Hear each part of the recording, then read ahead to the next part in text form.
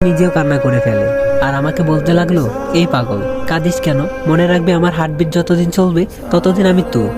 দ্বিতীয় বর্ষের টেস্ট এক্সামের প্রথম দিনের আগে নুসরাত আমাকে ডাকলো, সাজিদ একটা কথা বলবো তোমায়, রাখবা? সাজিদ তখন বলল, আমি কি কখনো তোমার কথা ফেলেছি? নুসরাত তখন আমাকে বলল, আগে আমার মাথায় হাত রেখে বলো এই কথাটা রাখবাই।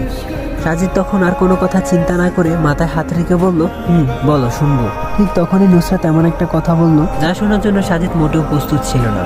নুসরাত তখন বলল, তুমি আমায় ভুলে যাও। নুসরাতের কথা শুনে আমি ওর মাথা থেকে হাত সরিয়ে নিলাম।